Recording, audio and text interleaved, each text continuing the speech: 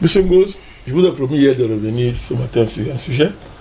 Vous m'avez donné le privilège de le faire. C'est la censure sur les réseaux sociaux.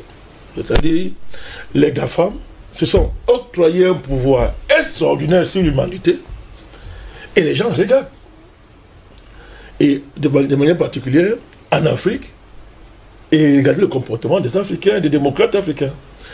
C'est-à-dire que les GAFAM se sont attaqués à la liberté d'expression qui nous a été présentée depuis des années comme étant une des libertés les plus sacrées.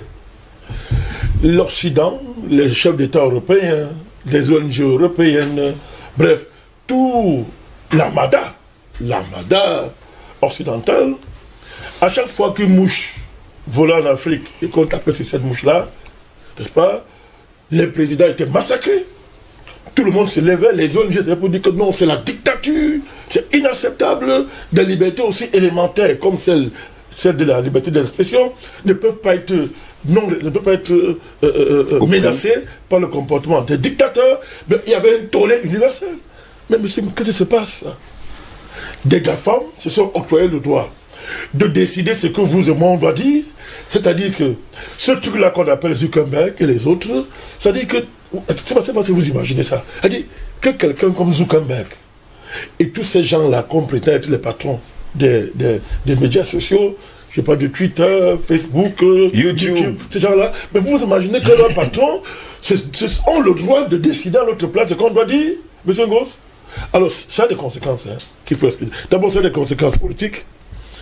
Comment des médias sociaux peuvent-ils se substituer à nos États qui ont garanti ma liberté d'expression, M. Ngoz? L'État du Cameroun, par exemple, m'a garanti la liberté d'expression. C'est dans le préambule de la Constitution, ça fait partie des libertés fondamentales. Écoutez bien, mais comment se fait-il donc que par quel manège, n'est-ce pas, les GAFAM, c'est-à-dire que me privent de ma liberté d'expression. Vous savez que nous sommes parmi les plus censurés maintenant sur Internet. Je ne sais pas si vous le savez. Hein. Nous sommes les plus censurés aujourd'hui. Les plus censurés pratiquement sur Internet aujourd'hui. Ils ont des algorithmes qui font que...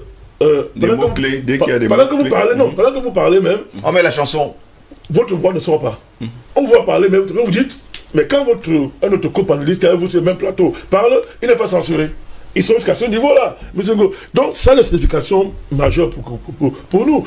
Est-ce que les GAFAM peuvent se substituer à l'État qui a garanti ma liberté d'expression? Maintenant qu'on a ma liberté d'expression, je m'adresse à qui? Que fait l'État du Cameroun, par exemple, pour garantir ma liberté d'expression? C'est un débat important, parce que là, ça devient un sujet de droit constitutionnel. Alors, et là, ça a des conséquences, M. Ngoz. Est-ce que les GAFAM sont devenus un super État au-dessus des États-nations que nous connaissons? Qu'on le dise ouvertement aux citoyens. Parce que personne ne lit ce voyou. Qui connaît Zuckerberg ici en Afrique? Est-ce qu'on lit ces gens-là? Ils ont quel mandat de qui? Mais au nom de quoi ces gens peuvent faire la censure? Sont-ils maintenant supérieurs aux États-nations? Il faut qu'on le dise, M. Ngoz.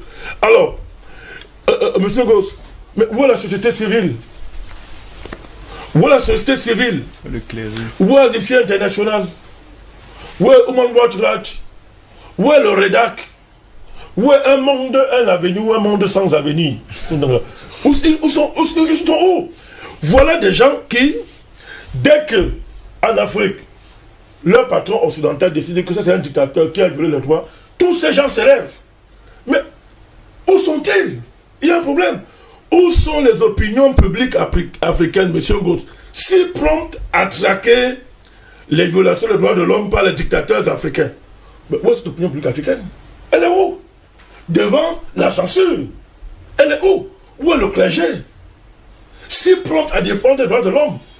Voilà qu'on est en train de censurer. Où sont-ils? Mais maintenant, M. Ngoz, est-ce que les gens mesurent les conséquences qui se préparent? Parce que quand demain, un État africain va censurer, va violer les droits de l'homme, vous allez dire quoi? Dites-moi au nom de quoi désormais des ONG peuvent donner des leçons, peuvent interpeller les États africains quand ils se taisent devant les pouvoirs exorbitants, les pouvoirs totalitaires que se sont octroyés des gens qui n'ont aucun mandat, des voyous. Ce sont des voyous. Ils s'inventent de voyous. Au nom de quoi ces gens-là nous privent de liberté fondamentale, et les démocrates africains qui sont si vigilants en matière de nos droits démocratiques, se taisent, on ne dit rien. Quand au Cameroun, par exemple, l'État va censurer, au nom de quoi peut-on s'opposer à cet État-là? Au nom de quoi? Au nom de quoi vous allez vous opposer aux États qui vont décider de censurer? Parce qu'il y a là une dérive de restauration autoritaire et même de la terreur d'État que les gens qui se profilent là, il y a un boulevard qu'on est en train d'ouvrir aux États.